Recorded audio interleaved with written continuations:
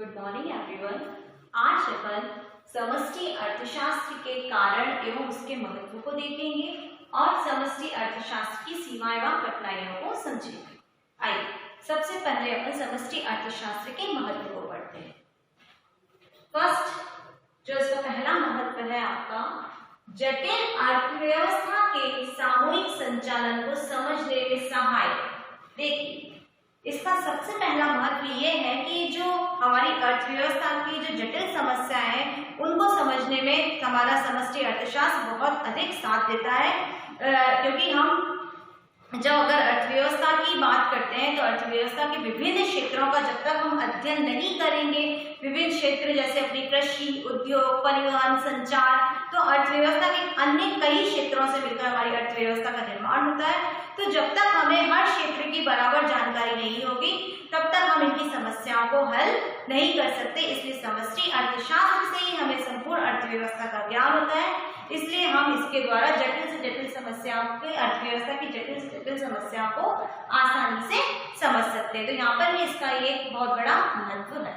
आइए दूसरे महत्व को देखते हैं, आर्थिक नियोजन में उपयोगी। देखिए अगर आज का युग देखा जाए तो आर्थिक नियोजन का ही युग है। आर्थिक नियोजन जैसा कि मैंने आपको पिछली क्लास में बताया था, नियोजन मतलब क्या होता है, एक प्लानिंग करना। तो अगर हम अर्थव्यवस्था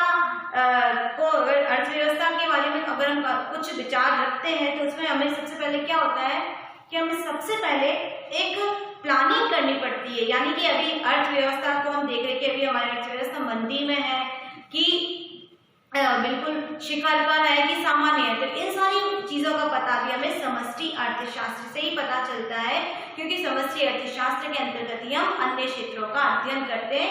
उन क्षेत्रों का अध्ययन करने के पश्चात ही हमें पता चलता है कि किस क्षेत्र में वृद्धि हो रही है, किस क्षेत्र में मंदी हो रही है। तो जिस क्षेत्र में मंदी होती है उसमें हम सुधार करते हैं, जिस क्षेत्र में वृद्धि होती है उसको हम स्थिर करने की कोशिश करते हैं।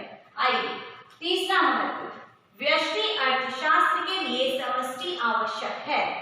देखिए व्यष्टि अर्थशास्त्र क्या होता है? व्यष्टि अर्थशास्त्र वह होता है जिसमें हम केवल एक व्यक्तिगत इकाइयों का अध्ययन करते हैं, और समष्टि अर्थशास्त्र क्या होता है जिसमें हम संपूर्ण इकाइयों का अध्ययन करते हैं। तो जैसे कि हमारा महत्व क्या है, व्यष्टि अर्थशास्त्र के लिए समष्टि आवश्यक है। यानी कि जब हम व्यक्तिगत इकाइयों का अध्ययन करते हैं, कुछ चीजें ऐसी हैं कि जो व्यष्टि से ही संभव नहीं है, उसके लिए समष्टि का होना बहुत जरूरी, तभी वहां पे व्यष्टि टिक सकता है। जैसे अगर हम किसी वस्तु का मूल्य निर्धारण करते हैं तो केवल एक व्यक्तिगत इकाई के आधार पर हम मूल्य का निर्धारण नहीं कर सकते हैं। वहां पर हमें पूरे देश में उस वस्तु की मांग और पूर्ति का अध्ययन करना पड़ेगा कि उस वस्तु की कितनी अधिक मांग है और कितनी अधिक उसकी मांग कितनी है, उसके आधार पर हम उस वस्तु का मूल्य निर्धारित करते हैं। इसीलिए कहते हैं कि व्यष्टि के लिए समष्टि का होना आवश्यक है। आइए चौथा महत्व देखेंगे, कुछ आर्थिक समस्याओं के अध्ययन में व्यष्टि अर्थशास्त्र की अनुपयुक्तता। देखिए अगर हम अर्थव्यवस्था के क्षेत्रों का अध्ययन करें तो मैं आपको बता दूं कि यहाँ पर व्यष्टि अर्थशास्त्र से अपना काम नहीं चलता, क्योंकि व्यष्टि अर्थशास्त्र से अर्थव्यवस्था की कुछ ऐसी समस्याएं जो कि सुलझ नहीं सकती है, वहां पर हमें समष्टि अर्थशास्त्र का साथ लेना ही पड़ेगा। जैसे हमारे कुल रोजगार, कुल राष्ट्रीय आय, कुल उपभोग, कुल व्यय, तो इन सारी बातों की जानकारी के लिए हमें समष्टि अर्थशास्त्र का साथ लेना ही पड़ेगा। तो यहाँ पर भी समष्टि अर्थशास्त्र अपने आप में अपना महत्व रखता है। आइए नेक्स्ट महत्व को देखेंगे, व्यापार चक्रों का विश्लेषण। व्यापार चक्रों का विश्लेषण, समष्टि अर्थशास्त्र से ही हमें संपूर्ण अर्थव्यवस्था में होने वाले व्यापार चक्रों के बारे में पता चलता है कि व्यापार की गति किस प्रकार से चल रही है, व्यापार मंदी में है या व्यापार शिखर में या व्यापार स्थिर अवस्था में। तो अगर मंदी में चल रहा होता है तो हम उसको व्यापार चक्र को ऊपर लाने की कोशिश करते हैं। तो इस प्रकार से हमें व्यापार की संपूर्ण जानकारी समष्टि अर्थशास्त्र से ही प्राप्त होती है। नेक्स्ट, अर्थव्यवस्था का मूल्यांकन व तुलना। देखिए संपूर्ण अर्थव्यवस्था की अगर हमको मूल्यांकन करना है और उसकी तुलना करना है तो हमें समष्टि अर्थशास्त्र का उपयोग करना ही पड़ेगा, क्योंकि समष्टि अर्थशास्त्र ही अर्थशास्त्र की वह शाखा है जो संपूर्ण अर्थव्यवस्था के क्षेत्रों का अध्ययन करती है। जो अगर समष्टि अर्थशास्त्र चलेंगे तो हम एक अर्थव्यवस्था का मूल्यांकन व तुलना आसानी से कर सकते हैं। नेक्स्ट है आपका आर्थिक परिवर्तनों की जांच। देखिए जैसा मैं आपको बता दूं, अर्थव्यवस्था में जो आर्थिक परिवर्तन कभी भी एक जैसे नहीं रहते, इनमें कमी व वृद्धि होती ही रहती है। तो इन अर्थव्यवस्था में जो कमी व वृद्धि हो रही है, समय समय पर जो आर्थिक परिवर्तन हो रहे हैं, उनकी जानकारी भी हमें समष्टि अर्थशास्त्र से ही प्राप्त होती है।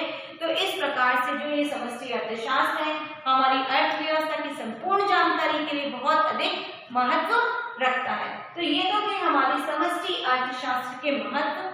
अब हम समष्टि अर्थशास्त्र की कुछ कठिनाइयां और सीमाएं को देखेंगे। तो देखिए समष्टि अर्थशास्त्र की सीमाएं व कठिनाइयां। तो सबसे पहले जो कठिनाइयां मैं आपको बताती हूँ वह है व्यक्तिगत इकाइयों के आधार पर निकाले गए समष्टि अर्थशास्त्र के निष्कर्ष भ्रमपूर्ण हो सकते हैं।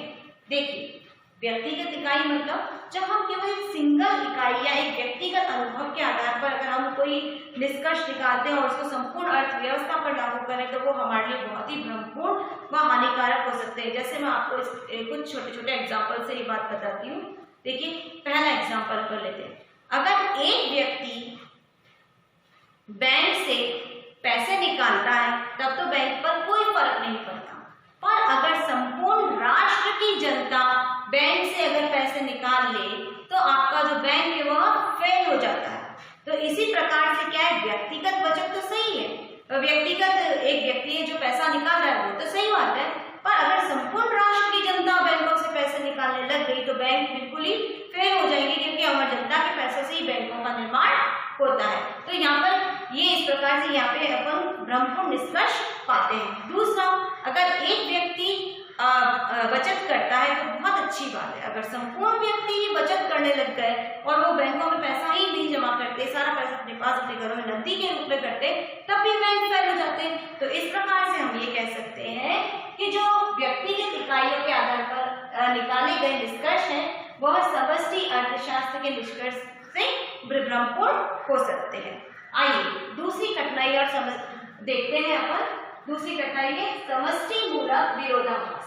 समष्टि मूलक विरोधाभास यहाँ पर भी क्या है, जो अगर हम व्यक्तिगत अनुभव के आधार पर कोई निष्कर्ष निकालते हैं या व्यक्तिगत गणना के आधार पर कोई निष्कर्ष निकालते हैं और संपूर्ण अर्थव्यवस्था पर वो निष्कर्ष को लागू करते हैं तो वो भ्रमपूर्ण हो सकता है, इसलिए हम समष्टि मूलक विरोधाभास के नाम से जानते हैं। आइए तीसरी कठिनाई को देखते हैं जो कि हमारी अंतिम कठिनाई है। तो देखिए समष्टि अर्थशास्त्र की गणितीय प्रक्रिया जटिल।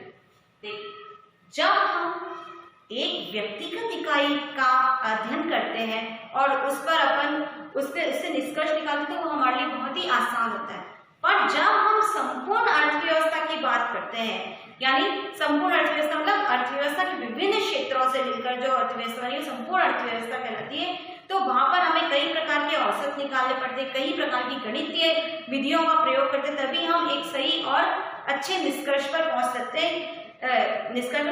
पर ये सारी प्रक्रिया एक सामान्य व्यक्ति के लिए बहुत ही कठिन है, इसीलिए यहाँ पर हम एक अच्छे सांख्यिकी का प्रयोग करते हैं जिससे वो सही तरीके से अपने गणितीय विधियों के आधार पर निष्कर्ष निकाल सके। बाकी का अपन नेक्स्ट क्लास में पढ़ेंगे। Thank you.